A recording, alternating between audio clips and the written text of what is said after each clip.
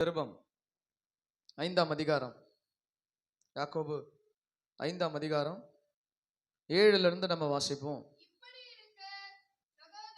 சகோதரியே, கர்த்தர் வருமளவும் நீடிய பொறுமையாயிருங்கள்.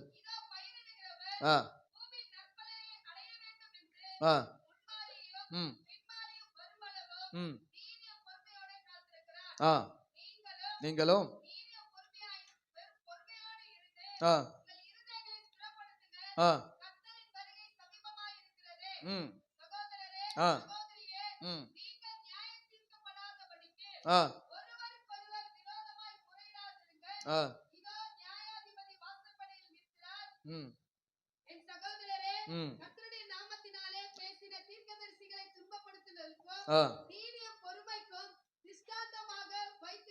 சரி போதும். கர்த்தர் ஸ்தோத்திரம். கண்களை மூடி இந்த காலை வேளையில எங்கள் வாழ்க்கை, எங்களுடைய குடும்பம், எங்களுடைய ஜீவியம் எல்லாம் நம்முடைய கருத்தில் இருக்குது. ஆண்டவரே, இதற்கு பிரயோஜனமானவைகளை கர்த்தர் எங்களிடத்துல பேச நீ வல்லமையுள்ளவராக இருக்கிறேன். அந்த ரேமா இந்த காலை வேளை எங்கள் மத்தியில வெளிப்படட்டும். தேவரீர், எங்களுக்கு பிரயோஜனமானவைகளை நீ போதித்து நடத்துகிறவர். இந்த காலை வேளை எங்களை அர்ப்பணிக்கிறோம். இந்த அடிமையை மறைத்து கர்த்தர் வெளிப்படும்.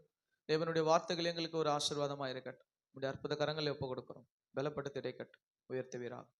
இயேசுவின் நாமத்திலே ஜெபிக்கிறோம் எங்கள் பிதாவே, ஆமென். அல்லேலூயா, அல்லேலூயா, அல்லேலூயா.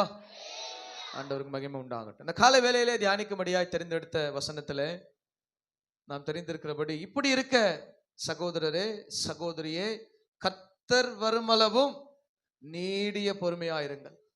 இதோ பயிரிடுகிறவன் பூமி நற்பலனை அடைய வேண்டும் என்று முன்மாறியும் பின்மாறியும் வருமளவும் நீடிய பொறுமையோடு காத்திருக்கிறான். அல்லேலூயா. பொறுமையின் வெற்றி, பொறுமையின் ஆசீர்வாதம் என்று நாம் எடுத்துக்கொள்ளலாம். இந்த உலகம் அவசரமான உலகம்.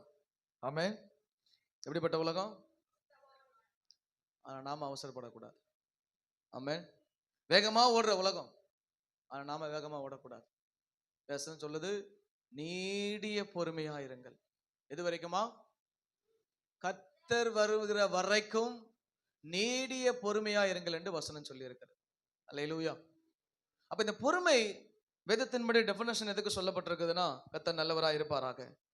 நமக்கு இழைக்கப்படுகிற அநீதியின் மத்தியிலும், துன்பத்தின் மத்தியிலும், கஷ்டத்தின் மத்தியிலும், கொடுமையின் மத்தியிலும் இதெல்லாம் பொறுத்து கொண்டு நான் பொறுமையோடு முன்னேறுவதுதான் இந்த நீடிய பொறுமை. அல்லேலூயா, ஆமென். என்ன சைலண்ட் ஆயிடுச்சு? இதெல்லாம் பொறுக்கணும்னு நீங்க பொறுமையாயிட்டீங்களோ? ஆமென். கர்த்தருக்கு மகிமை உண்டாகட்டும். பாருங்க எனக்கு அருமையான தேவ பிள்ளைகளே, இங்க வசனம் சொன்னபடி ஒருவன் பூமியின் பலனை அடைய வேண்டும் என்பதற்காக முன்மாரிக்காக வெயிட் பண்றான், பின்மாரிக்காக வெயிட் பண்றான். எதற்காக?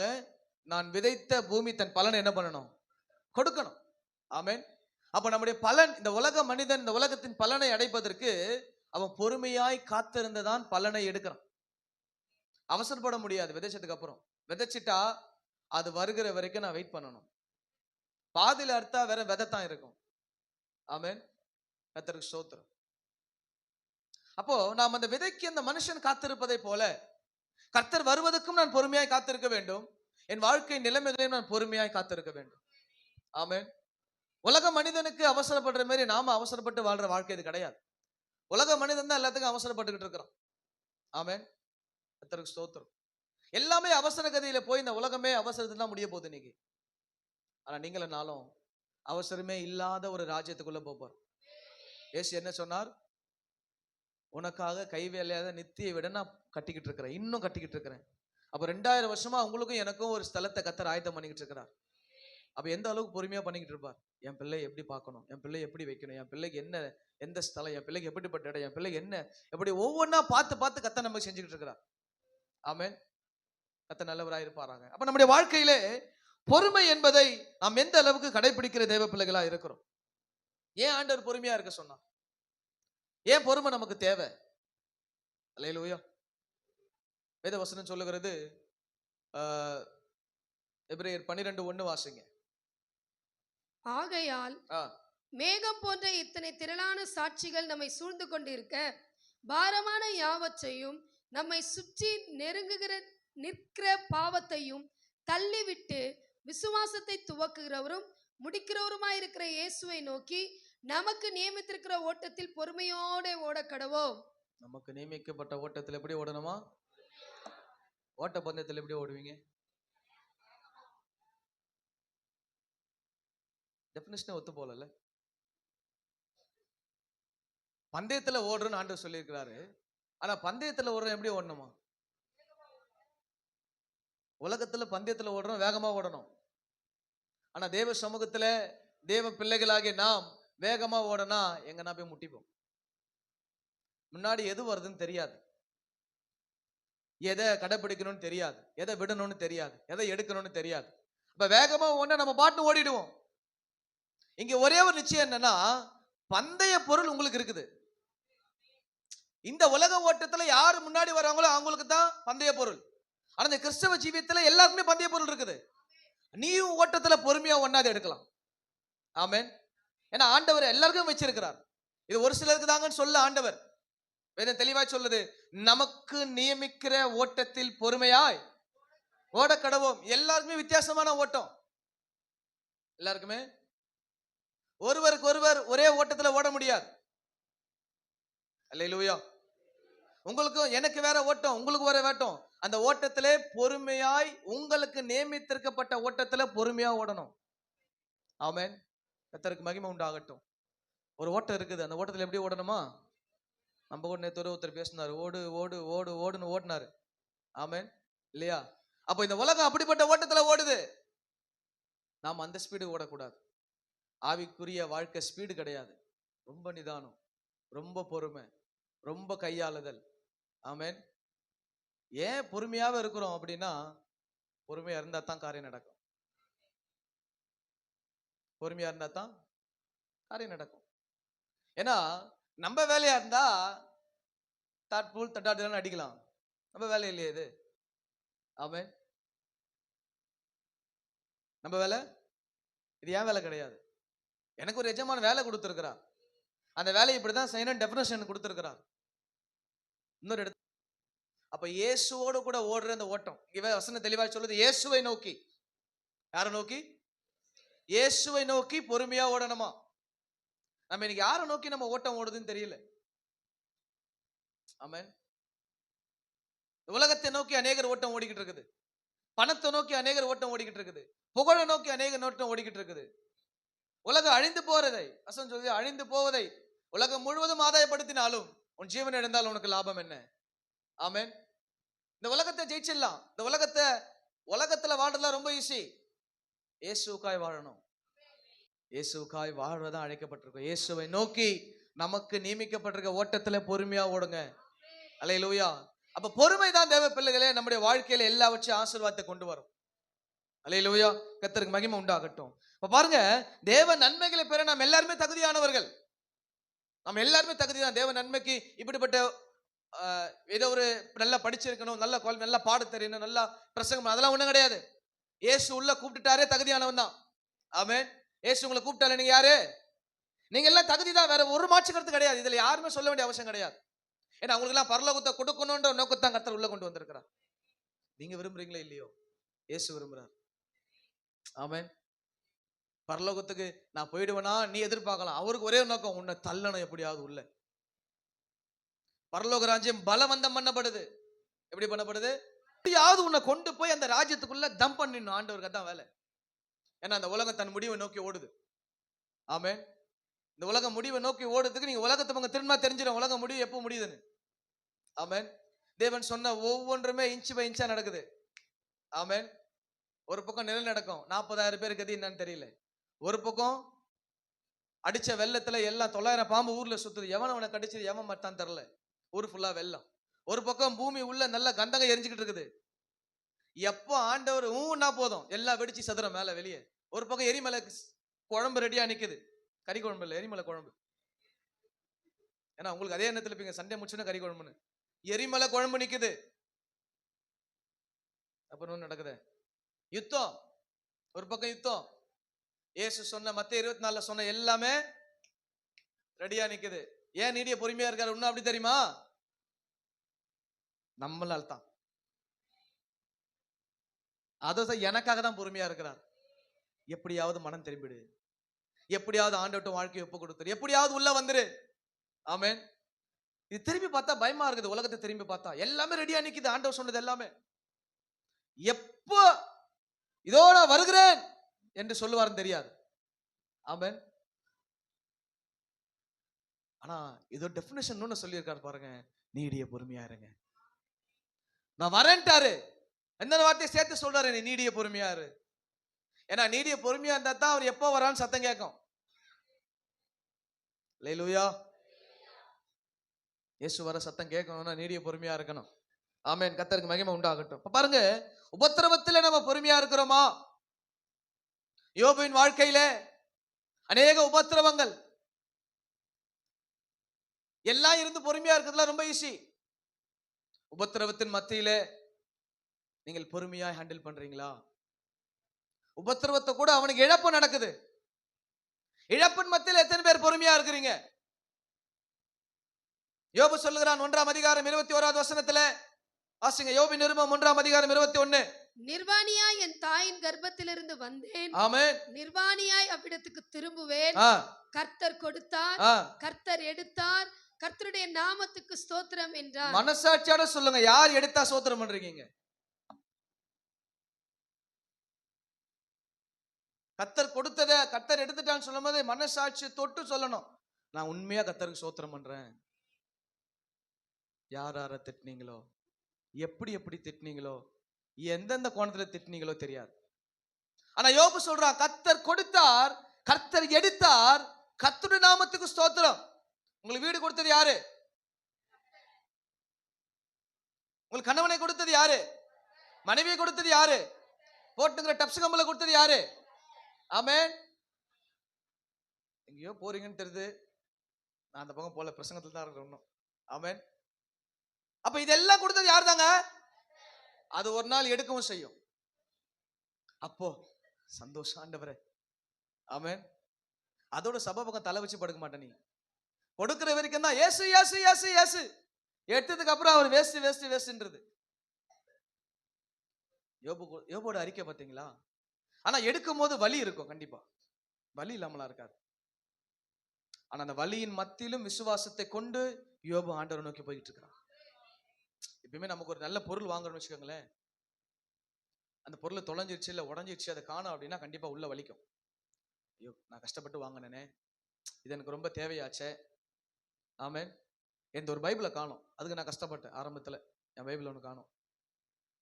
பாஸ்டரோடு இருக்கும்போது காரில் வச்சேன், அது எங்கே போச்சுன்னே தெரில. கட்சி வரைக்கும் தேடி, நானும் தேடி தேடி எல்லாத்தையும் அழைச்சி பாஸ்டர் விட்டே அழைச்சிட்டேன், ஆனால் கிடைக்கல. அது கொஞ்சம் எனக்கு வலியாக இருந்தது ஆரம்பத்தில் ஒரு பைபிள். அப்போ இப்படி ஒவ்வொருவருக்கும் ஒவ்வொரு வலி இருக்கும், ஏதாவது ஒன்று. அப்போ கர்த்தர் கொடுத்ததை ஒரு ஆசீர்வாதத்தை, ஒருவேளை ரொம்ப எக்ஸ்ட்ரீமா போனால் பிள்ளைகள்கிட்ட போகலாம். நமக்கு பிள்ளைகள் கர்த்தர் கொடுத்தது, அப்படித்தானே? அப்படித்தானே? ஒரு கட்டத்துல அந்த பக்கம் திரும்பினாலும் திரும்புவார். ஆமென். இழப்பின் மத்தியிலும் யோபு ரொம்ப பொறுமையா ஆண்டவரை நம்பி இருக்கிறான். ஆண்டவரை நீங்க தான் கொடுத்தீங்க, நீங்க தான் எடுத்தீங்க, உமக்கு ஸ்தோத்திரம். ஆமென். அப்ப பாருங்க தேவ பிள்ளைகளே, உபத்திரவத்தின் மத்தியிலும் இழப்பின் மத்தியில எந்த அளவுக்கு தேவனை நோக்கி உண்மையா ஓடிக்கிட்டு இருக்கிற, எந்த அளவுக்கு தேவனை நோக்கி பொறுமையா ஓடிக்கிட்டு இருக்கிற. ஆமென். தன் மனைவி கிட்ட அவன் பேசலாம். 2ஆம் அதிகாரம் 10வது வசனத்துல, அதற்கு அவன், நீ பைத்தியக்காரி பேசுகிறது போல பேசுகிறாய், தேவன் கையிலே நன்மையை பெற்ற நாம் தீமையும் பெற வேண்டாமோ? நன்மையை பெற்ற நாம் தீமையை பெற வேண்டாமோ? இவைகள் எல்லாவற்றிலும் யோபு தன் உதடுகளினால் பாவம் செய்யவில்லை. பாருங்க, எல்லாத்தையும் ஆண்டவர் எடுத்துட்டாரு. ஏன்னா அவர் தான் அனுமதி கொடுத்தார், வேற யாருமே என்ன பண்ணல. பிசாசு வந்து நின்னா எடுக்க முடிஞ்சுதா? எடுக்க முடியல. அனுமதி ஆண்டவர் தான் கொடுத்தார், எடுத்து பாரு. ஆமென். எடுத்து பாருன்னு ஆண்டவர் தான் சொன்னார். அப்பயும் யோபு உண்மையா இருக்கிறான். இன்னைக்கு எடுக்கும் பொழுது நம்ம எந்த அளவுக்கு உண்மையா இருக்குமோ அதுதான் கிறிஸ்தவ வாழ்க்கை, அதுதான் ஆவிக்குரிய வாழ்க்கை. இன்னைக்கு அநேக பிள்ளைகள் எடுக்கும் பொழுது தேவ சமூகத்துல நன்மையா பெறுறது கிடையாது. கொடுக்கும் பொழுது மட்டும் ஆண்டவர்கிட்ட எவ்வளவு ஆசையா வாங்கினீங்களோ அதே போல எடுக்கும் பொழுது கூட என்ன பண்ணணும்? ஆண்டவர் இடத்துல, ஓகே நீங்க தானே கொடுத்தீங்க, நீங்க தானே எடுக்கிறீங்க, ஓகே ரைட் ஆண்டவரேன்னு முன்னாடி போக தேவனோடு கூட அந்த உறவு இருக்குதா? அப்படி இருந்தா தான் அது பொறுமையின் ஆசீர்வாதம். அல்லேலூயா. அப்ப பாருங்க, அவன் சொல்றான், நன்மையை மட்டும் பெற்றுமே. ஆமென். நன்மையை மட்டும் பெற்றுமே. ஆண்டவர் தீமை செய்ய மாட்டார், கண்டிப்பா கவலைப்படாதீங்க. ஆமென். ஒரு நாளும் ஆண்டவர் தீமை நினைக்கிற தேவன் கிடையாது. நன்மையை மட்டும்தான் செய்வார். ஒரு கட்டத்துல ஒரு சில பாதைகளை அவங்க நடத்த வேண்டிய சூழ்நிலை உண்டு. அந்த பாதையை கடந்து போனோம்னா இந்த இப்படிப்பட்ட பாதையில் தான் போய் ஆகணும். ஆவிக்குரிய வாழ்க்கை என்பது நம்ம நினைக்கிற மாதிரி தான் நடக்கிறது கிடையாது. நம்ம மூளை ஆவிக்குரிய வாழ்க்கையில வேலை செய்யாது. உங்க மூளையை கட்டி குப்பை தொட்டில போடணும். அப்பதான் ஆவிக்குரிய வாழ்க்கையில வாழ முடியும். நம்ம மூளை எல்லாம் கிரிமினல். நம்ம மூளை எல்லாம் கிரிமினலா யோசிக்கும். அதனாலதான் மூளைக்கு ஆவிக்குரிய வாழ்க்கைய சம்பந்தம் கிடையாது. அதை கழட்டி ஓரமா வச்சுட்டு ஆண்டவர்ட்ட நிக்கணும். அப்பதான் அவர் சொல்றது உள்ள கேட்கும். நமக்கும் நல்ல அறிவு இருக்கு, யாரையும் தப்பு சொல்லல, நல்ல அறிவு நமக்கு இருக்கு. ஆனா அந்த அறிவை வச்சு ஆவிக்குரிய வாழ்க்கை வாழ முடியாது. தேவனை சார்ந்து மட்டும்தான் வாழ முடியும். அல்லேலூயா. கர்த்தருக்கு மகிமை உண்டாகட்டும். அப்ப பாருங்க, எல்லாவற்றிலும் எல்லாரும் மறந்து போனாங்க. யோபுவை மனைவி விட்டுட்டா, சொந்த பந்தங்கள் விட்டுட்டாங்க, பிள்ளைகள் இல்ல, எல்லாம் போனாலும் யோபு சொல்றான், என் மீட்பன் உயிரோடு கூட இருக்கிறான். ஆமென். எல்லாரும் மறந்து போற நேரம் வரும். எல்லா காலகட்டங்களிலும் வாழ வேண்டிய கட்டாயம் ஆவிக்குரியவனுக்கு இருக்குது. ஆவிக்குரியவனுக்கு சொல்றேன். ஆமென். ஒரு ஆவிக்குரியவனை எல்லா கட்டத்திலும் கர்த்தர் நடத்தி அவனை பழக்கவித்து தேவராஜ்யத்துக்கு கொண்டு போகணும். ஆமென். நீ என்ன வேணா பண்ண, உன்னை எல்லா வச்சும் பண்ணி கடைசியா தூசு தட்டி உன்னை பரலோகத்துக்கு கூட்டிட்டு போவார் மட்டும் நினைக்க கூடாது. எல்லா வழியிலும் நடத்துவார். ஆமென். ஏன்னா மோட்ச ராஜ்யம், நீ போற மோட்ச ராஜ்யம் அப்படிப்பட்டது. நீ போகிற மோட்ச ராஜ்யம் அது யாரும் குறை கண்டுபிடிக்க முடியாத, குற்றம் கண்டுபிடிக்க முடியாத, உன்னை வைத்து உன்னை ஆசீர்வதிக்க அவர் கொண்டு போகிறார். அப்ப அதன் மத்தியில போனா போகும்பொழுது எல்லா பாதையிலும் நடந்து போக வேண்டும். ஆமென். இந்த மோட்ச பயணம் புக்கு நேரம் எடுத்தா வாசிச்சு பாருங்க. அதுல அந்த ஜான் பனியன் அந்த மோட்ச பயணத்துக்கு தன்னுடைய பாவம் மூட்டை சுமைகளை சுமந்துட்டு போயிட்டே இருப்பான். நம்ம பாட்டு சரியா போயிட்டே இருப்போம் பிரயாணத்துல. நடுவுல ஒரு ஆள் எகிரிக்குச்சு உள்ள வரும். நம்ம நினைப்பாங்க ஈஸியா வந்துட்டாங்கன்னு சொல்லி. ஈஸியா வந்தா ஈஸியா போயிடுவோம். நம்மள ஏன் கர்த்தர் ஆரம்பத்துல இருந்து ஒரு பாதை நடத்துறாருன்னா, நீ போகிற இடத்துல அநேக பிரச்சனைகள் வரும், நீ போற பாதையில அநேக வேதனை வரும், அநேக நெருக்கம் வரும். இங்க ஃபேஸ் பண்ணிட்டா நீ போற இடத்துல போயிட்டே இருக்கலாம். நீ ஃபேஸ் பண்ணாம முன்னாடி போனா அந்த இடத்துல விழும்பொழுது பிரச்சனை வரும். ஆமென். ஏன் ஒரு கட்டத்துல உருவாகி ஒவ்வொரு படிப்படியா மேல கொண்டு போறார் ஆண்டவர். எந்த படி வந்தாலும் ஒரு படியில இறங்கும், அதை அசால்ட்டா தள்ளிக்கிட்டு போயிட்டே இருக்கலாம். திடீர்னு உள்ள நிக்கும் பொழுது அதான் பிரச்சனை. அவரோட அந்த சொப்பனத்துல எழுதமா சொல்லுவார், நான் போயிட்டே இருக்கிறேன், திடீர்னு ஒருத்தன் வேலையை கறிச்சு உள்ள வந்தான், எங்க இந்த வழி ஈஸியா இருக்குன்னு கூடவே வந்தான், பாதி நேரத்துல ஆளை காணோம். ஆவிக்குரிய வாழ்க்கை ஈஸி கிடையாது. ஒரு சில உபத்திரவு பாதைகள் வைக்கப்பட்டிருக்குது. அதன் மத்தியில ரொம்ப பொறுமையா நீங்க மூவ் பண்ணணும் ஆண்டவரோடு கூட. ஆமென். கர்த்தர் நல்லவரா இருப்பாராக. ஆண்டவர் நாம மகிமைப்படட்டும். அப்ப எல்லா பட்சத்திலும் பாருங்க, யோபு 23:10 சொல்லுகிறது, ஆனாலும் நான் போகும் வழியை அவர் அறிவார், அவர் என்னை சோதித்த பின் நான் பொன்னாக விளங்குவேன். அவனுக்கே வழி தெரியலங்க யோபுக்கு. ஆனா அவன் சொல்றான் பாருங்க, நான் போக வழி ஏசு அறிவாருங்க. ஆமென். ஏன்னா அந்த உபத்திரத்துல அவன் சரியா போய்கிட்டு இருக்கிறான். ஏசு எங்க கண்டுபிடிக்க முடியல. எல்லாருமே குறைய சொல்லி குச்சத்தை சொல்லி அவனை வேதனைப்படுத்திக்கிட்டு இருக்கிறாங்க. அந்த டைம்ல சொல்றான், ஆண்டவருக்கு தெரியும் நான் போற வழி. ஆமென். கர்த்தருக்கு மகிமை உண்டாகட்டும். பிரியமான கர்த்தருடைய பிள்ளைகளே, உங்களுடைய உபத்திரவத்திலும் இழப்பிலும் நீங்க எந்த அளவுக்கு பொறுமையா கர்த்தரை நோக்கி முன்னேறி போய்கிட்டு இருக்கிறீங்க. ஆமென். இது உலக வாழ்க்கையில ஒண்ணு இழந்துட்டா ஒண்ணு எடுக்கிறது கிடையாது, பணம் கொடுத்து வாங்குறது கிடையாது. இதெல்லாம் கர்த்தர் நடத்துற அனுபவங்கள். அனுபவத்தை நம்ம நடந்து போற வழியில தான் கத்துக்க முடியும். நம்ம எத்தனையோ அனுபவத்தை பிரசங்கத்துல கேட்டிருப்போம், எத்தனையோ சாட்சிகளை கேட்டிருப்போம். ஆனா நம்ம பாதையில போகும்போது தான் அதன் வழி தெரியும். ஈஸியா கேட்டுலாம், என்ன இப்படி இருக்குதே அப்படி இருக்குதே, கொஞ்சம் அந்த பாதையில முன்னாடி ஏறி பாருங்களேன், அப்ப தெரியும் அந்த வழி என்னன்னு. அந்த பாதையில் நடத்தினாதாங்க நம்மளால அந்த ராஜ்யத்தை போய் சரியா நிக்க முடியும். அழிவில்லாத ராஜ்யம் அது. ஆமென். அழிவில்லாத ராஜ்யத்துக்கு போய்கிட்டு இருக்கிறோம். இதெல்லாம் முடிச்சுட்டு தான் யோபு சொல்றான், எனக்கு குறித்து இருக்குது அவர் நிறைவேற்றுவார். ஆமென். உபத்திரவத்துல, இழப்புல, நெருக்கத்துல யோபு என்ன அறிக்கைறான்? இதெல்லாம் அவன் வாயிலிருந்து சொன்னது. எனக்கு குறித்து இருக்குது அவர் நிறைவேற்றுவார். அந்த உபத்திரவத்திலையும் பொறுமையான கர்த்தரை நோக்கி முன்னேறும் பொழுது, இழப்பிலும் கர்த்தரை நோக்கி முன்னேறும் பொழுது, எனக்கு குறித்து இருக்கிறதை என் ஆண்டவன் நிறைவேற்றி கொடுப்பான். அல்லேலூயா. உங்களை ஒரு நாள் கர்த்தர் கைவிட மாட்டார். ஆனா கொஞ்சம் பொறுமையா கர்த்தரை நோக்கி முன்னேறி போய்கிட்டே இருக்கணும். அல்லேலூயா. கர்த்தர் நல்லவராக இருப்பாராக. இப்ப பாருங்க, இத்தனை பாடுகள் மத்தியில தான் ஒவ்வொரு நாளும் பொறுமையா அவன் கடந்து போய்கிட்டே இருக்கிறான். அப்புறம் அவன் சிறையிருப்பை கர்த்தர் மாத்துறார். இது கூட 3 பேரை நடுவுல வந்தான். நம்மளுக்கு நம்ம சரியா போவோம், இந்த ஆலோசனை கொடுக்க ஆள் உள்ள வருது பாருங்க, அங்கதான் பிரச்சனை. அவன் ஒழுங்கா போயிட்டே இருந்தான். இவன் குட்டியை குழப்பம் இல்ல, அவன் புலம்ப ஆரம்பிச்சிட்டான். ஆண்டவரே நான் எல்லாம் நலமா இருக்கும், ஆண்டவரே அப்படி இப்படி. ஆமென். அதனால தான் சொல்றேன், ஆண்டவர் நமக்கு கத்து கொடுத்த பார்த்த நம்ம தான் போகணும். ஆண்டவர் நமக்கு நியமிக்கிற பாதையில நம்ம தான் ஓடணும். இன்னொரு ஆளை கூட்டு சேர்த்தீங்க அப்படின்னா அந்த பாதையில குழப்பம் தான் வரும். ஆமென். அவனை எதுக்கு அனுப்பிச்சானா ஆலோசனை சொல்ல அனுப்பினார்.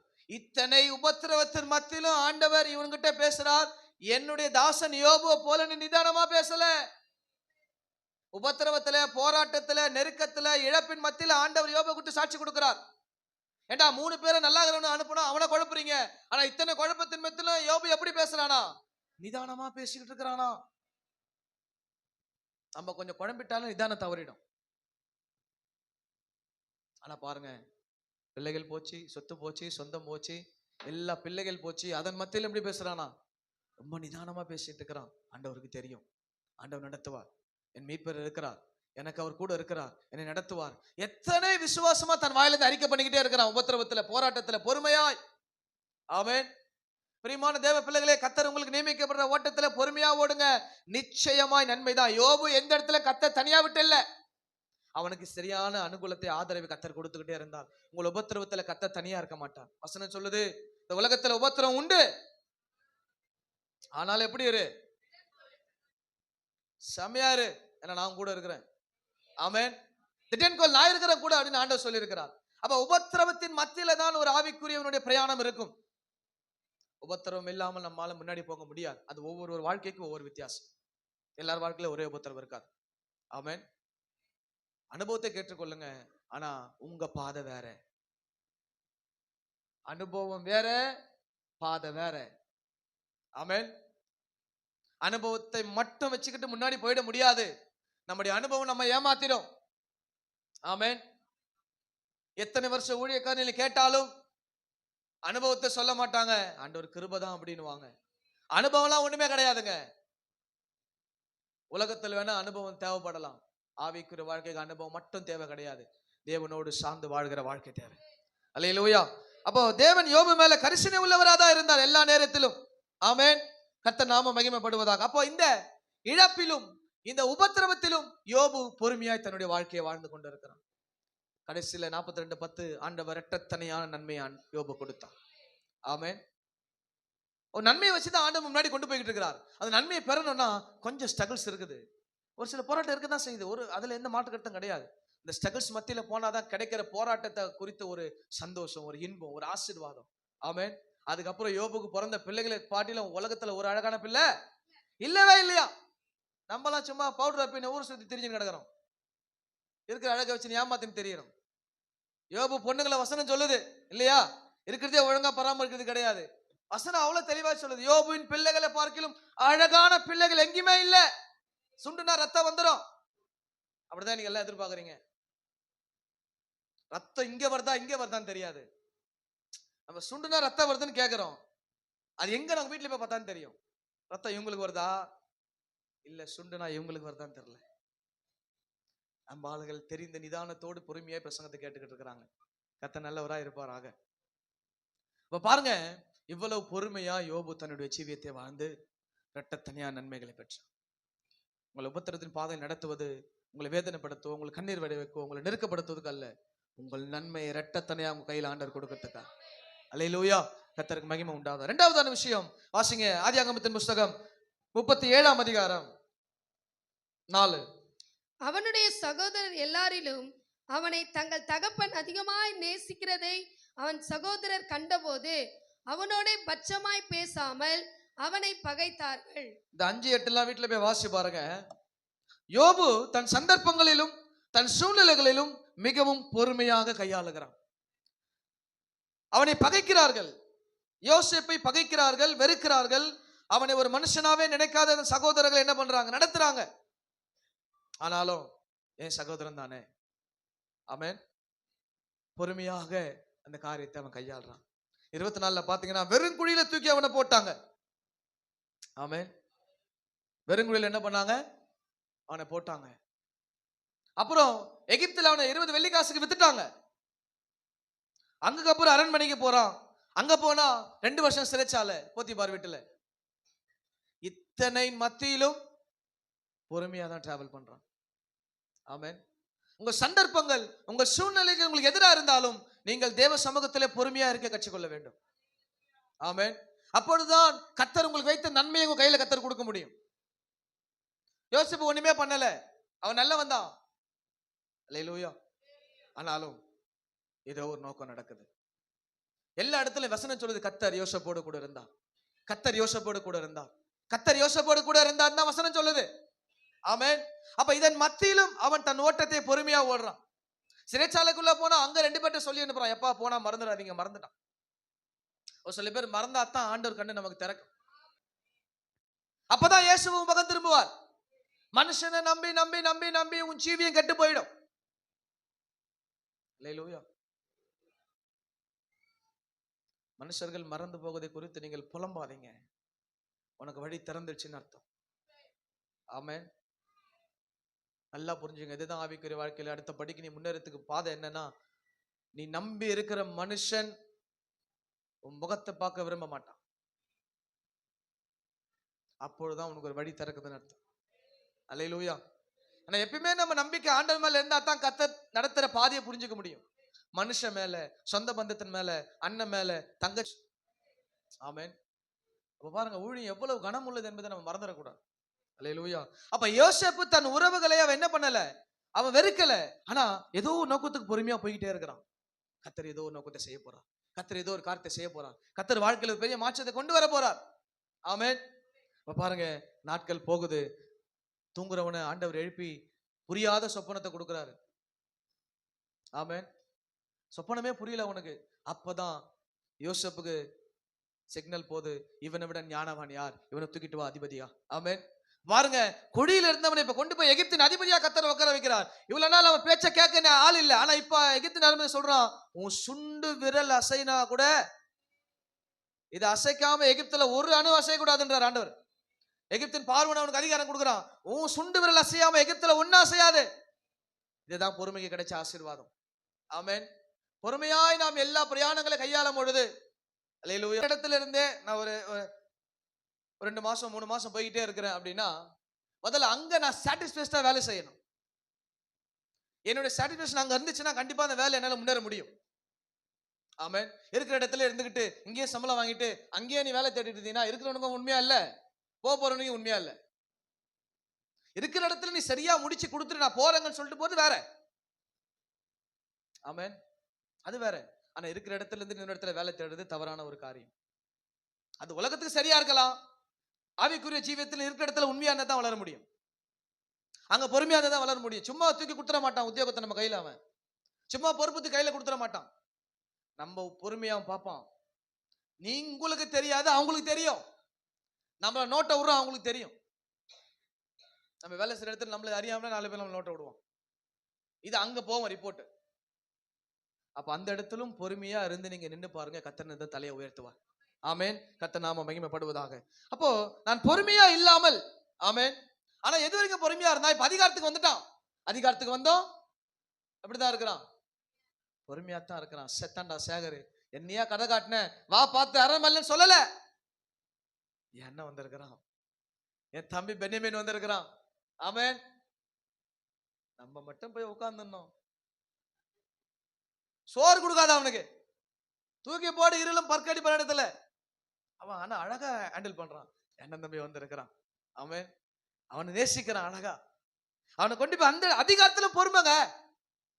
நீங்க எந்த அதிகாரத்துல போனாலும் உங்க வேலை செய்யற இடத்துல எவ்வளவு மேல வேணா போங்க, அங்கேயே நிதானமா பொறுமையா இருங்க. அங்கதான் வளர முடியும். நம்ம ஒரு ஹையர் அபிஷியல் ஆயிட்டோன்றதுக்காக நம்ம எடுத்த கவுத்தெல்லாம் செய்ய வேண்டிய அவசியம் கிடையாது. அங்கேயும் பொறுமையா இருக்கணும். அப்பதான் கர்த்தர் நம்மளை தூக்கிட்டு வருவார். யாரு பாக்குறா? ஆண்டவர் பார்த்துட்டு இருக்கிறார். ஆமென். நான் எந்த இடத்துல ஆண்டவருக்கு பயந்து வேலை செய்யணும். உன் அதிகாரிக்கும் மேனேஜருக்கு பயப்படுறே இல்லையா, தேவையில்லை. அந்த இடத்துல ஆண்டவருக்கு பயந்துரு. அதுதான் உன் உயர்வை கர்த்தர் சந்திக்கிற இடம். ஆமென். அப்ப எல்லா இடத்துலயும் கர்த்தர் நம்மள நோட் பண்ணிக்கிட்டே இருப்பார். யார் நோட் பண்றதில்ல, தேவ பிள்ளைகளை கர்த்தர் நோட் பண்ணுவார். ஆமென். பழி வாங்க எண்ணம் இல்லாம பொறுமையா தன்னுடைய அரசாட்சியை வாழ்ந்துகிட்டு இருக்கிறான். அல்லேலூயா. பொறுமையா இருந்தா ஆசீர்வாதமா வரும், பொறுமை இழந்தா ஆசீர்வாதமா விலகிடும்.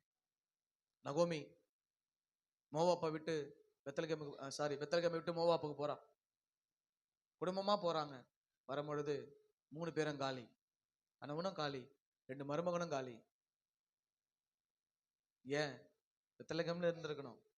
மோவாப்புக்கு போயிட்டு திருப்பி எல்லாம் இழந்துட்டு திருப்பி பெத்லகேமுக்கு வரா. ஆமென். பொறுமையா இல்லாதனால தன்னுடைய ஜீவியத்துல ஒரு பெரிய நன்மையை இழந்துட்டான். அப்ப மறுபடியும் பொறுமையாய் தேவ சமூகத்துக்கு திரும்பி வராங்க. கொடுத்தத பொறுமையா இருந்து காத்திருக்க பெற்றுக்கொள்ளாம என்ன பண்ணிட்டா? வேலைக்கார பொண்ணை கொடுத்து இஸ்மாவேலை வீட்டுக்கு கொண்டு வந்துட்டா. அப்ப ஆரம்பிச்சது அந்த சந்ததி. இன்ன வரைக்கும் அது போராட்டம் தான். ஆமென். இன்ன வரைக்கும் அந்த போராட்டம் தான். கர்த்தர் சமூகத்துல பொறுமையா காத்திருந்து பெறாத எல்லாமே போராட்டம் தான். ஆமென். நாம வேணா அவசரத்துக்கு என்ன பண்ணிக்கலாம், எல்லாம் வேணா பண்ணிடலாம். அது ஆண்டவர் மேல என்ன பண்ண முடியாது, சாட்டி விட முடியாது. அல்லேலூயா. கர்த்தருக்கு மகிமை உண்டாகட்டும். கர்த்தர் நாம மகிமைப்படுவதாக. அப்ப பாருங்க, சவுல் சாமுவேலுக்காக காத்திருக்க முடியாமல் தன் பலியை செலுத்தினான். 1 சாமுவேல் 13ஆம் அதிகாரத்துல 8ல இருந்து வாசிக்கலாம். அவன் தனக்கு சாமுவேல் குறித்த காலத்தின்படி 7 நாள் மட்டும் காத்திருந்தான். சாமுவேல் கில்காலுக்கு வரவில்லை. ஜனங்கள் அவனை விட்டு சிதறி போனார்கள். அப்பொழுது சவுல் சர்வாங்க தகன பலியையும் சமாதான பலியும் என்னிடத்தில் கொண்டு வாருங்கள் என்று சொல்லி சர்வாங்க தகன பலியை செலுத்தினான். அவன் சர்வாங்க தகன பலியிட்டு முடிகிற போது இதோ சாமுவேல் வந்தான். சவுல் அவனை சந்தித்து வந்தனம் செய்ய அவனுக்கு எதிர்கொண்டு போனான். நீர் செய்தது என்ன என்று சாமுவேல் கேட்டதற்கு சவுல், ஜனங்கள் என்னை விட்டு சிதறி போகிறதையும் குறித்த நாட்களின் திட்டத்திலே நீர் வராததையும் பெலிஸ்தர் மிக்மாசிலே கூடி வந்திருக்கிறதையும் நான் கண்டபடியினாலே கில்காலில் பெலிஸ்தர் எனக்கு விரோதமாய் வந்து விடுவார்கள் என்று நான் இன்னும் கர்த்தருடைய சமூகத்தை நோக்கி விண்ணப்பம் பண்ணவில்லை என்றும் எண்ணி துணிந்து சர்வாங்க தகன பலியை செலுத்தினேன் என்றான். பாருங்க, ஆண்டவர் வருவதற்கு காத்தில்லாம, சாமுவேல் வருவதற்கு காத்தில்லாம ஸ்டேட்மெண்டே கொடுக்குறான் பாருங்க, சூப்பரா. நான் துணிந்து என்ன பண்ண. அதனாலதான் ஆண்டவர் அப்பயே சொல்லிட்டார், இதோட ஒரு ராஜ்யம் முடிஞ்சது. தன் இருதயத்துக்கு ஏற்ற தாவீதை ஆண்டவர் பார்த்துட்டார். ஜனங்க போறாங்க. அவன் தான் ராஜா. ஒரு கட்டளையில எல்லாரையும் மண்டியிட வைக்கலாம். ஆனா எப்படி திரும்பிட்டான் பாத்தீங்களா? காத்திருக்க முடியல. ஆண்டவர் சமூகத்துல காத்தது நன்மை பெற முடியல. சாமுவேல் வரத்துக்கு முன்னாடி இப்ப என்ன பண்ணாச்சு? சர்வாங்க தகன பலி செலுத்தியாச்சு. இதுக்கெல்லாம் டெஃபினிஷன் சொல்லும் போது சாமுவேல் சொல்றான், அந்த பேச்சை விடு, இன்னையோட ஒரு ராஜ்யபாரத்துக்கு முடிவு வந்துருச்சு. கர்த்தர் தன் இருதயத்துக்கு ஏற்ற ஒருத்தனை தெரிஞ்சிட்டார். பொறுமையா இல்லைன்னா நம்முடைய ஆசீர்வாதம் இந்த இடத்துக்கு போகும். எங்க தாவீதெல்லாம் சவுலுக்கு ஒரு பொருட்டே இல்லைங்க. சவுல் எவ்வளவு பெரிய வீரன் தெரியுமா? சவுல் எவ்வளவு பெரிய யுத்த வீரன் தெரியுமா? சவுல் ராஜ்யபாரம் எப்படிப்பட்டது தெரியுமா? சவுலுடைய தோற்றம், அவனுடைய யுத்த களம், அவனுடைய யுத்த யுக்திகள் எல்லாமே செமையா இருக்கும். ஆனா கீழ்ப்படியாததுனால, பொறுமையா இல்லாதனால கர்த்தர் அப்பயே தன் இருதயத்துக்கு ஏற்ற ஒருத்தனை ஆண்டவர் பார்த்துட்டார். நம்ம பொறுமையா இல்லைன்னா நாம இருக்க வேண்டிய ஆசீர்வாதத்துக்கு இன்னொரு பக்கம் வரும். பாருங்க, நெருக்கம். இன்னைக்கு நம்ம எல்லாம் நெருக்கப்படுறோம். ஆனா அந்த நெருக்கம் உங்களால வந்ததா இல்ல ஆண்டவரால வந்ததா? அதை கண்டுபிடிக்கணும் முதல்ல. கர்த்தர் நெருக்கினார்னா வழி விசாலமா தரப்பார். நீ போய் நெருக்கினா இருக்கிறதையும் இழந்துருவ. அல்லேலூயா. நீ போய் நெருக்கப்பட்டினா, இங்க சவுல் நெருக்கப்பட்டு தன் ராஜ்யபாரத்தை இழந்தான். இது கர்த்தர் செஞ்சது இல்ல. அவனே போய் பொறுமையை இழந்து பலியை செலுத்தி ஜனங்க போயிடுவாங்க. சபையை விட்டு ஜனம் போறதுக்கு 2 வழிதான் இருக்கணும். ஒண்ணு, சபையில சத்தியம் இல்லாம இருக்கணும், இல்ல ஊழியக்காரன் சாட்சி இல்லாம இருக்கணும். இந்த 2 விட்டு வெளியே போற எதுவுமே உருப்படாது. நீங்க போய் கேட்டு பாருங்களேன். இவங்க மேல குறை சொல்லி, அவங்க மேல குறை சொல்லி, அந்த விசுவாசி இந்த விசுவாசி. சபையை விட்டு போனா 2 காரணம் தான் விசுவாசி சபையை விட்டு போகணும். ஒண்ணு, அந்த ஊழியக்காரன் சாட்சி இல்லாம தேவையில்லாத காரியம் பண்ணிக்கிட்டு இருந்தா தாராளமா போலாம். 2வது, நீ இருக்கிற சபையில சத்தியம் இல்லாம இருக்கணும். ஆமென். கர்த்தர் நல்லவராக இருப்பாராக. இதை தாண்டி போற விசுவாசி எங்கேயுமே உருப்படாது. இதை விட என்ன குறை இருக்கும் சபை? இந்த 2 விட எந்த குறையும் சபையில கண்டுபிடிக்க முடியாது. ஆமென். தாவீது நெருக்கப்பட்டான். 1 சாமுவேல் 30ஆம் அதிகாரம் 6வது வசனம் வாசிங்க. தாவீது மிகவும் நெருக்கப்பட்டான். ஆ, சகல ஜனங்களும் ஆ, தங்கள் குமாரத்திகளின் நிமித்தம் மனக்லேசமும் ஆனதினால் அவனை கல்லெறிய வேண்டும் என்று சொல்லிக் கொண்டார்கள். தாவீது தன் தேவனாகிய கர்த்தருக்குள்ளே தன்னை திடப்படுத்திக் கொண்டான். நல்லா கவனிங்க. சரி, இப்பதான் ஹைலைட் குள்ள வந்துக்கிறோம். தாவீது மிகவும் நெருக்கப்பட்டான். யாரால நெருக்கப்பட்டான் அப்படின்னா, தன் கூட இருக்கிற ஜனங்களால் நெருக்கப்பட்டான். யாரால? தன் கூட இருக்கிற ஜனங்களால் நெருக்கப்பட்டான். தாவீது யாருன்னா அபிஷேகம் பண்ணப்பட்டவன். தாவீது யாரு? அபிஷேகம் பண்ணப்பட்டவன். அடுத்த இஸ்ரவேலின் ராஜா தாவீது இல்லையா? ஆனா அவன் சவுலுக்கு பயந்து அவன் அங்கிருந்து வெளியே போறான். யோனத்தான் வெளியே கூட்டு போய் விட்டுறான். இங்க இருந்தா எங்க அப்பா சாவடிச்சிருவான், நீ என்ன பண்ணு, வெளியே போயிருன்னு சொல்லியாச்சு. வெளியே போன ஆளு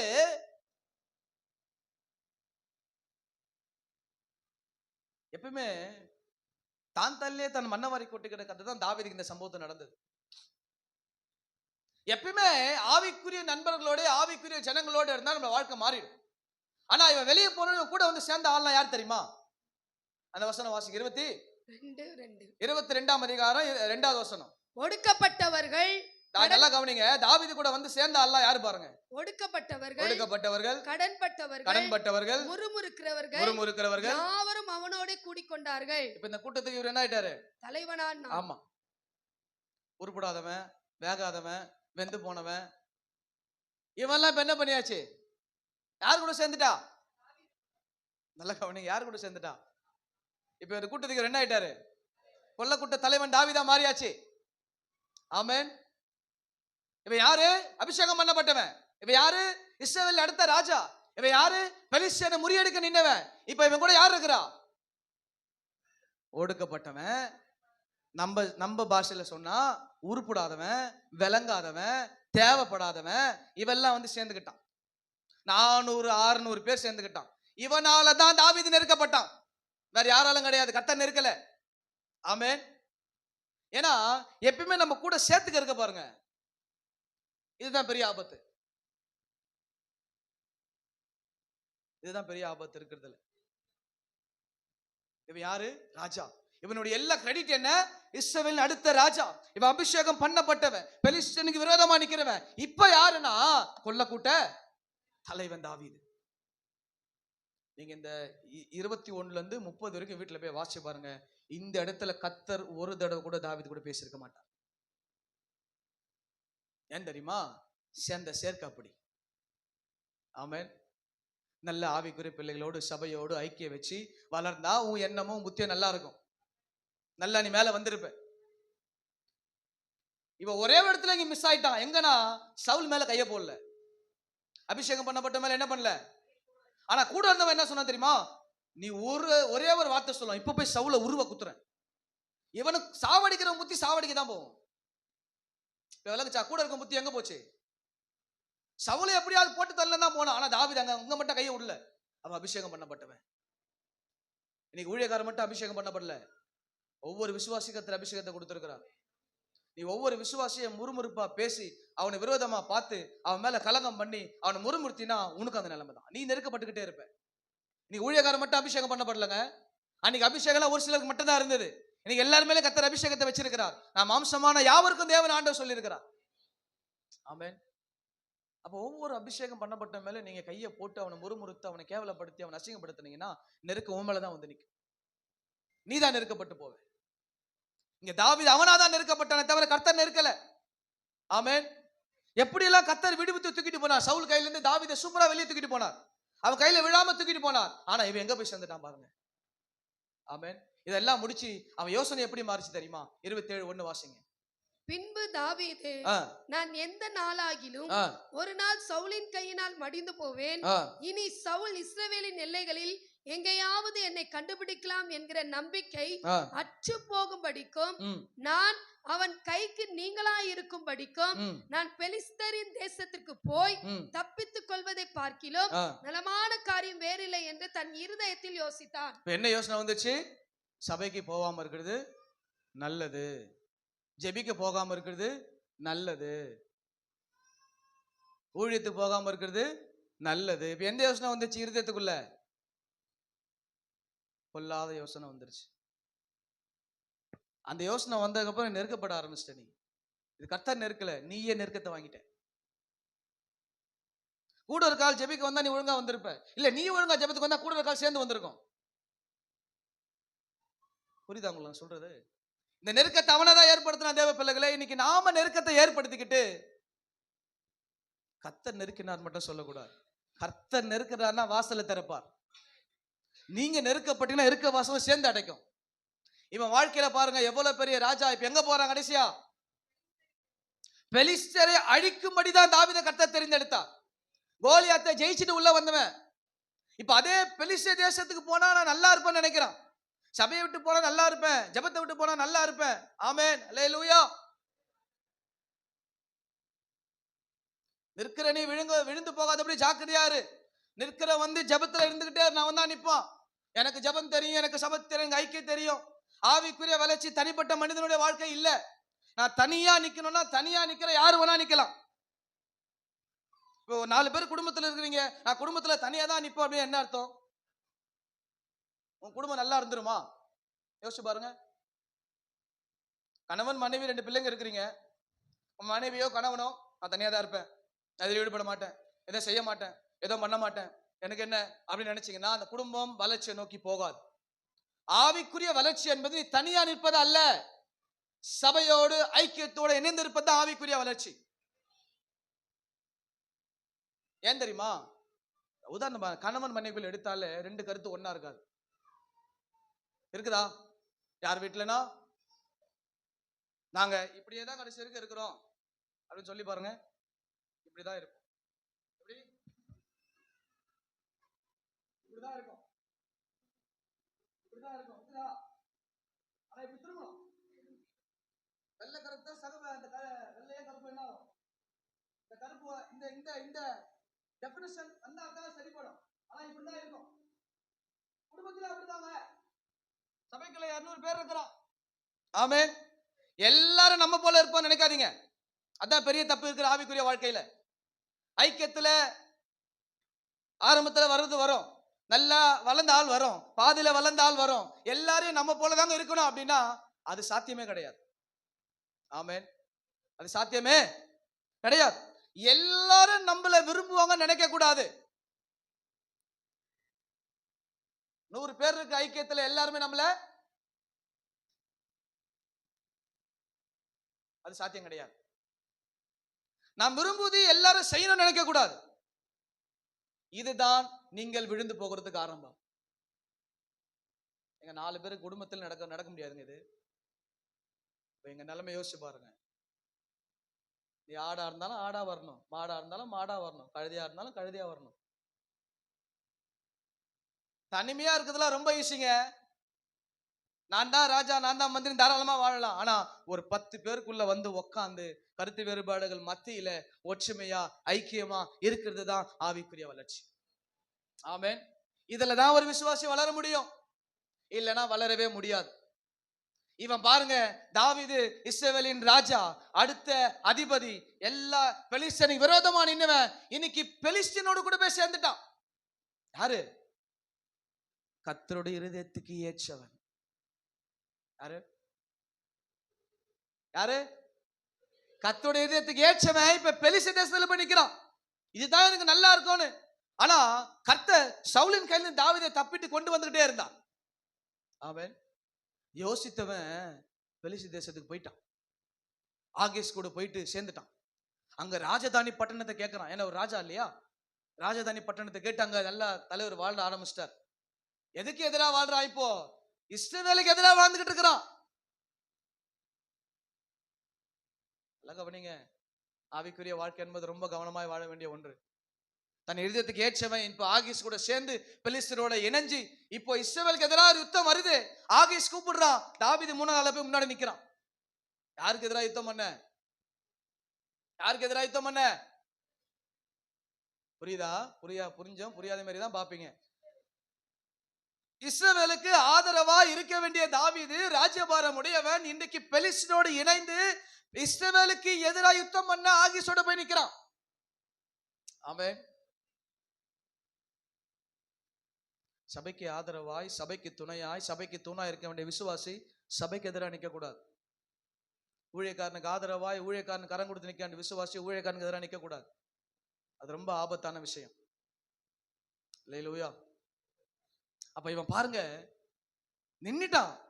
கடைசியில இன்னொரு ராஜா வந்து கேட்கிறான், இவன் தாவீதாச்சே, இவன் தானே கோலியாத்தை ஜெயிச்சான், இவன் ஏன் நம்ம கூட இருக்கிறான்? இல்ல இல்ல, இப்ப இவன் நம்ம ஆளு. இப்ப தாவீது யாராயாச்சு?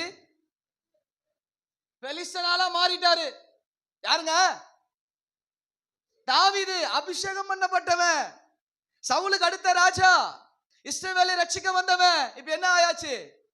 நம்ம ஆளா ஆயாச்சு. ஆமென். பாருங்க எப்படிப்பட்ட இடத்துல இருக்கு. இந்த நெருக்கெல்லாம் எப்படி வந்தது? இவனா ஏற்படுத்திக்கிட்டது, கர்த்தர் ஏற்படுத்தல. இன்னைக்கு இப்படிப்பட்ட தவறான முடிவுகள் எடுத்து நெருக்கத்தை நீங்க ஏற்படுத்திக்கிட்டு கர்த்தர் நெருக்கன்னு சொல்லாதீங்க. ஆமென். கர்த்தர் நல்லவராக இருப்பாராக. கர்த்தர் நாம மகிமைப்படட்டும். அப்பயும் சொல்றான் அவன், இவன் அனுப்பினு சொல்லும் போது தாவீது சம்பாஷணம் பண்றாங்க. நான் ஏன் போனோம்? நான் உனக்கு உண்மையா தானே இருந்தேன். யார் சொல்றா? தாவீது சொல்றாப்ல, நான் உண்மையா தானே இருந்தேன் ஆகீஸ்க்கு. ஏன் உன்னை இஸ்ரவேலுக்கு உண்மையா இருக்க எடுத்துட்டு வந்தாரு ஆண்டவரே. உன்னை இந்த ராஜ்யத்துக்கும் சபைக்கும் சமுதாயத்துக்கும் ஆசீர்வாதமா இருக்க ஆண்டவர் எடுத்துட்டு வந்தார். சபைக்குள்ள உட்கார்ந்து முறுமுறுப்பு என்ன, சபையை பத்தி பேசுறது என்ன, பக்கத்துல விசுவாசத்தை பத்தி பேசுறது என்ன, இதெல்லாம் நெருக்கம் உண்மையில் தான் வந்து நிற்கும். இந்த நெருக்கத்தெல்லாம் நீ தான் உனக்கு ஏற்படுத்திக்கிற, கர்த்தர் ஏற்படுத்தல. ஆமென். கடைசியா அந்த இடத்தை விட்டு கர்த்தர் அவனை திருப்புறாரு. திருப்பி போகும்போது தான் சிக்லாக்குக்கு போறான். அங்க எல்லாமே போயிடுச்சு. இப்ப போன உடனே எல்லாம் கல் எடுத்து நிக்கிறான். யாரு? உருப்படாதவன், விளங்காதவன், ஓடி போனவன், இவெல்லாம் கல் எடுத்து நிக்கிறான் தாவீது அடிக்கிறதுக்கு. ஆமென். அப்பதான் தலைவர் திரும்புறாரு, ஆண்டவரே நான் திருப்பி தண்டை தொடரலாமா? அங்கதான் ஆண்டவர் வார்த்தை வந்தது. ஆமென். அது வரைக்கும் ஆண்டவர் சைலண்டா இருந்தார். நீ என்ன பண்றியோ பண்ணு, நீ எங்க போல எங்க வருவ? கடைசியா எப்ப வந்தா? கொண்டாட்டிய காணோம், புள்ளைய காணோம், ஊடு வாசல காணோம். ஆண்டவரே, நம்ம இருக்கும் போது சரியா போக மாட்டோம். இருக்கும் பொழுது நம்ம சரியான முடிவுகளை எடுத்து தேவ சமூகத்துல நிக்கணும். நீங்கள் எடுக்கிற தாவீது எடுத்த தவறான முடிவுகளால, பொறுமை இல்லாமல் அவன் பெலிஸ்தே தேசத்துக்கு போனதுனால தேவ அபிஷேகம் உடையவனாய் இருந்த அந்த ஸ்தானத்தை இழந்துட்டான். விசாரிக்க மறந்துட்ட ஆண்டவர்கிட்ட. ஆரம்பத்தெல்லாம் பாருங்க, ஆண்டவரே இந்த செடிக்கிட்ட வரலாமா? ஆண்டவர் முன்னாடி போனுவார், நீ பின்னாடி போனுவார். அந்த முசுக்கட்டை பூச்சிக்கு அந்த செடிக்கு பின்னாடி போய் நில்லுன்னுவார். இவ்வளவு கேட்டு செஞ்சு தெரிஞ்சுத ஒரு கட்டத்துல நம்ம எல்லாம் தெரிஞ்சு நினைச்சு இஷ்டத்து செஞ்சிருது எல்லாத்தையும். அப்புறம் நெருக்க வரும்பொழுது, போராட்டம் வரும்பொழுது தான் அந்த பிரச்சனை தெரியும்.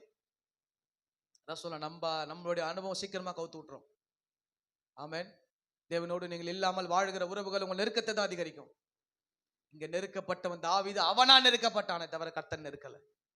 இவன் நெருக்க எதனால வந்தது? நல்ல ஆவிக்குரிய நண்பர்களோடு இல்லாதனால, நல்ல தேவ சபையோட ஐக்கியம் இல்லாதனால, தேவனோடு கூட உறவு இல்லாதனால. ஆமென். கர்த்தருக்கு ஸ்தோத்திரம். இதனாலதான் அவன் நெருக்கப்பட்டான் தேவ பிள்ளைகளை, வேற எதுவும் நெருக்கப்படல. நமக்கு எல்லாம் தெரிஞ்சிச்சு நினைச்சிட்டோம் அப்படின்னா அதான் வீழ்ச்சிக்கு அடையாளம்.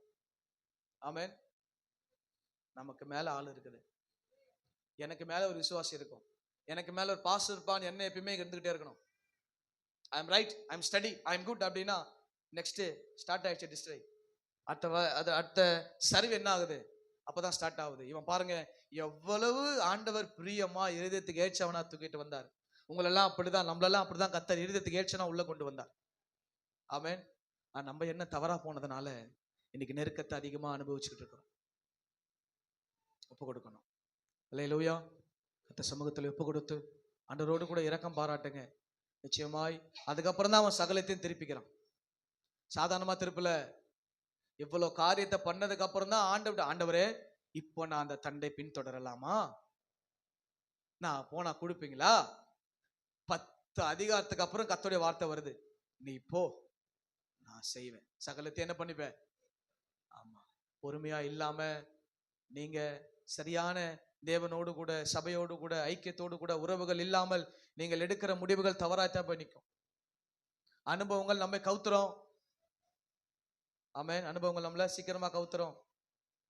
கர்த்தரோடு கூட இருந்து நீங்கள் முடிவுகளை எடுங்க. கர்த்தர் உங்களுக்கு உதவி செய்வார். கண்களை மூடி